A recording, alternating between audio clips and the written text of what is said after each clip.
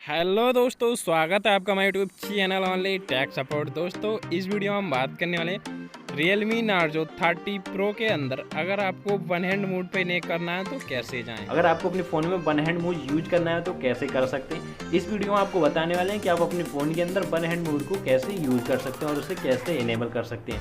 तो इसके लिए वीडियो में बहुत सिंपल स्टेप रहने वाले हैं जिन्हें फॉलो करके आप अपने फ़ोन के अंदर वन हैंड मोड को इनेबल कर सकते हैं। तो चलिए आज वीडियो स्टार्ट कर लेते हैं। वीडियो स्टार्ट करने से पहले आपने अब तक हमारा चैनल नहीं किया सब्सक्राइब तो चैनल कर लें सब्सक्राइब करने के बाद बेल आइकन प्रेस करना ना भूलें ताकि आपको हमारे वीडियो नोटिफिकेशन मिल सके सबसे पहले।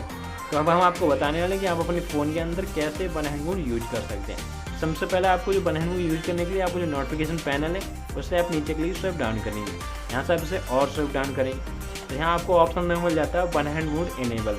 सिंपली हम इस पर क्लिक कर लेते हैं। जैसे ही आप इस पर क्लिक करेंगे आपका फ़ोन आ जाता है वन हैंड मोड पर। अब बात आती है हमारा फ़ोन हो गया वन हैंड मोड का। अगर आपको लेफ्ट राइट करना हो तो कैसे करें, तो सिंपली आप इसे इस साइड से लेफ्ट राइट करा सकते हैं और आपको जो भी काम करना है यहाँ से आप देख सकते हैं हमारा फ़ोन हो गया वन हैंड मोड पे। आपको जो भी काम करना है आप यहाँ से अपने फ़ोन के अंदर कर सकते हैं।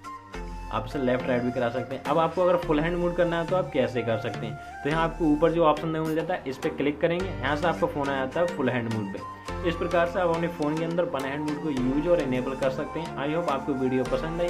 वीडियो पसंद आई हो तो लाइक करें, शेयर करें और चैनल पर पहली बार आए तो चैनल को सब्सक्राइब करके बेल आइकन प्रेस करना ना भूलें ताकि आपको हमारे वीडियो नोटिफिकेशन मिल सके सबसे पहले। मिलते हैं आपसे फिर नेक्स्ट वीडियो में, तब तक के लिए bye bye and take care.